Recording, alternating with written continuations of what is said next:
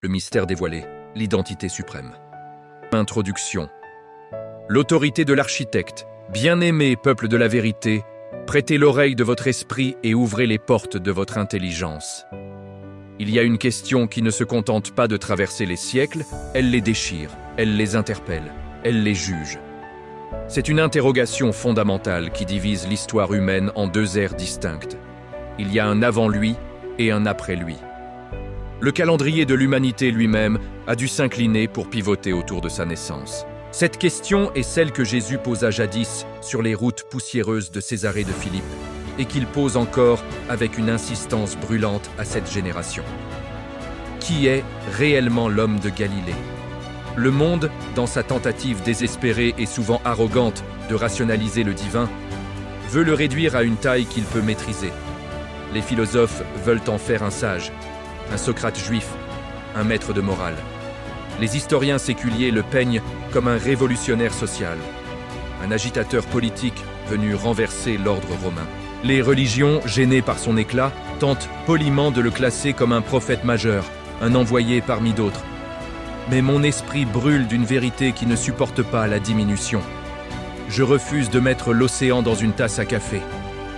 Aujourd'hui, je ne suis pas ici pour vous raconter une histoire pieuse ou une légende dorée. Je suis ici pour vous présenter l'architecte de l'histoire. Nous allons déchirer le voile de la chair.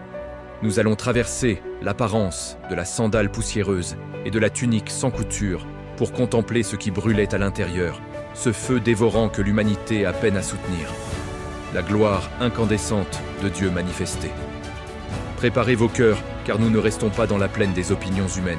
Nous montons sur la montagne de la transfiguration pour voir sa gloire. 1. L'origine, le paradoxe de l'éternité, la preuve prophétique. Commençons par l'origine, ou plutôt par l'absence de commencement.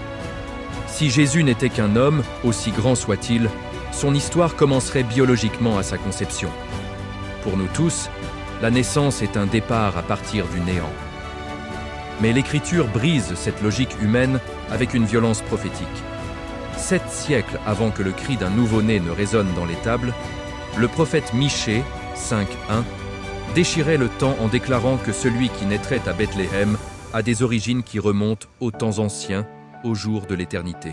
Saisissez-vous la portée vertigineuse de ces mots? Le prophète ne parle pas d'un ancêtre lointain. Il utilise des termes hébreux qui désignent l'infini, ce qui est hors du temps. Cela signifie que l'enfant de la crèche est l'ancien des jours. Il ne commence pas à exister à Noël. Il fait une entrée, il change de dimension. Il passe de l'invisibilité à la visibilité, de l'infini au fini, de la gloire inaccessible à la paille d'une mangeoire.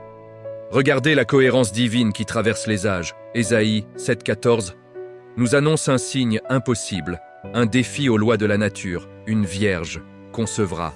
Pourquoi une vierge? Parce que ce qui est né de la chair est chair, mais ce qui vient d'en haut doit briser la chaîne de l'hérédité adamique. Et quel sera le nom de cet enfant? Emmanuel. Ce nom n'est pas un titre honorifique. Il ne signifie pas un envoyé de Dieu, ni un représentant de Dieu. Il signifie littéralement, ontologiquement, Dieu avec nous. Le Créateur a planté sa tente au milieu de son peuple. C'est ce qui permet à Ésaïe 9.5 d'oser l'impensable pour un monothéiste juif strict et d'attribuer à ce bébé des titres incommunicables. Dieu puissant, Père éternel. Arrêtez-vous un instant. Comment un enfant qui vient de naître peut-il être appelé Père éternel?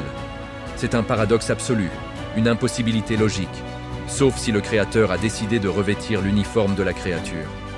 Jésus n'est pas un homme qui est devenu Dieu par ses efforts spirituels. C'est Dieu qui est devenu homme par un acte d'humilité suprême. 2.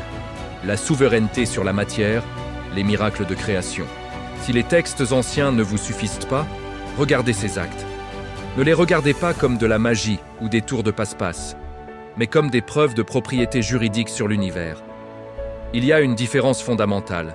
Un invité dans une maison respecte les règles, il ne déplace pas les murs. Mais le propriétaire, l'architecte, a le droit de réarranger les meubles et de modifier la structure. Jésus a marché sur cette terre avec l'autorité souveraine de celui qui a écrit les codes sources de la physique et de la biologie. Il parle aux éléments, la maîtrise du chaos. Souvenez-vous de la tempête sur le lac. Les disciples, des marins expérimentés, sont terrifiés. Jésus dort. Réveillé, il ne se met pas à prier Dieu pour que le vent cesse, comme l'aurait fait Moïse ou Élie. Non. Il se lève face à la fureur des éléments et il ordonne au vent et à la mer « Silence, tais-toi » Marc 4,39. Et l'obéissance est immédiate. Qui peut gronder l'ouragan comme on gronde un chien domestique, si ce n'est celui qui a créé le vent? La nature a reconnu la voix de son maître. Il défie les mathématiques, la providence créatrice. Lors de la multiplication des pains, Jésus brise la loi fondamentale de la division. Humainement, quand on divise une ressource, on la diminue. Avec lui, quand on divise, on multiplie. Il nourrit 5000 hommes avec le goûter d'un enfant. Notez bien, il n'y avait pas de champ de blé, pas de four, pas de boulangerie. Le pain s'est matérialisé entre ses mains. Ce n'est pas une simple prestation de service, c'est un acte de création ex nihilo, à partir de rien. Il a agi comme le Dieu de la Genèse. Il commande à la biologie l'autorité sur la vie, la pêche miraculeuse où les poissons se jettent dans les filets sur sa parole, la guérison instantanée des lépreux dont la chair se reconstitue sous nos yeux. Il ne manipule pas la matière par des rituels, la matière lui obéit par soumission. Ces miracles crient une seule chose à la face du monde. Voici le maître de l'univers voyageant incognito dans sa propre création. 3. Le code de l'identité, les 7 « je suis » et l'unité. Mais allons plus profond, au cœur même de sa conscience et de sa psychologie. Jésus ne s'est jamais caché derrière une fausse modestie. Il savait qui il était, et il l'a dit avec une audace qui a failli le faire lapider.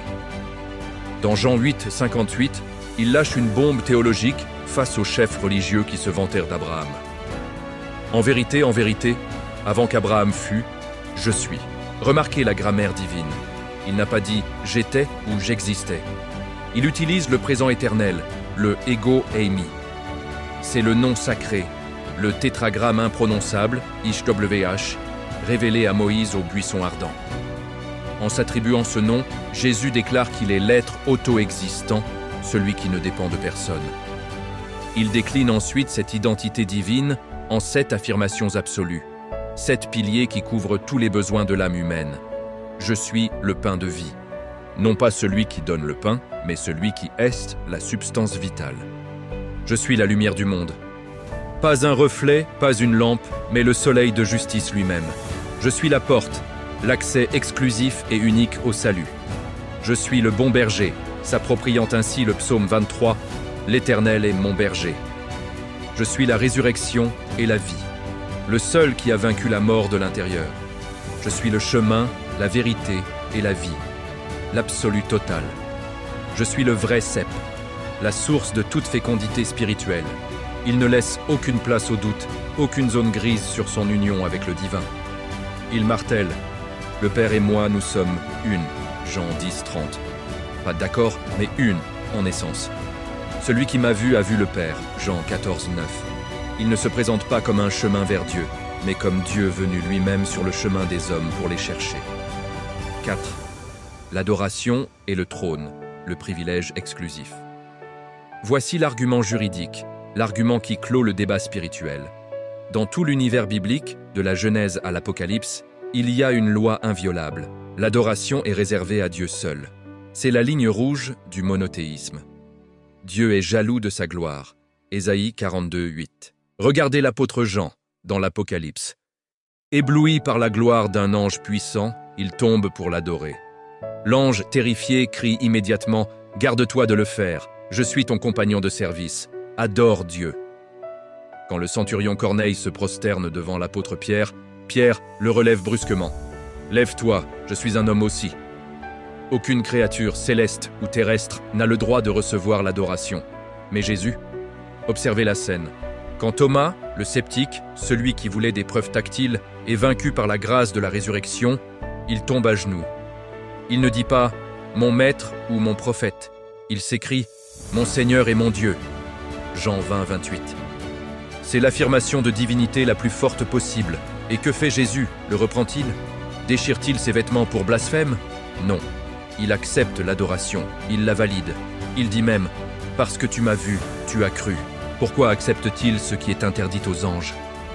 Parce que le Père lui-même a déclaré dans Hébreux 1.8, en parlant du Fils, « Ton trône, ô Dieu, est éternel. » Si les anges, créatures parfaites, refusent l'adoration et que Jésus l'accepte tranquillement, la conclusion est inévitable. Jésus n'est ni un ange, ni un homme ordinaire. Il est celui qui siège sur le trône. Il est l'objet légitime de la louange de la création. 5. Le témoin universel, Colossiens, est l'argument coranique. Cette divinité est si éclatante, si incontournable, qu'elle déborde des frontières de l'Église pour forcer même les textes extérieurs, voire hostiles, à confesser sa singularité. Tournez vos regards vers l'islam un instant. Bien que le Coran conteste formellement la filiation divine, le texte se voit théologiquement contraint de donner à Jésus, Issa, des titres qu'aucun autre prophète, pas même Abraham, Moïse ou Mahomet, ne porte. Dans la sourate An-Nisa 4171, Jésus est appelé Kalimatullah, la parole de Dieu, et Ruhun Minhu, un esprit venant de lui. Dans la sourate Al-Imran 3.45, il est présenté comme la parole illustre ici-bas et dans l'au-delà. Réfléchissez avec logique. Votre parole est-elle une entité différente de vous? Votre esprit est-il séparé de votre essence? Non.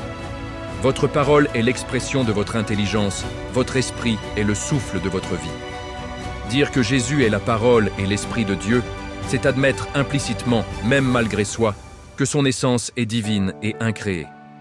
Même l'erreur est forcée de s'incliner et de rendre hommage à la vérité. Mais c'est l'apôtre Paul qui nous emmène au sommet absolu de la révélation dans Colossiens 1, 16, 17.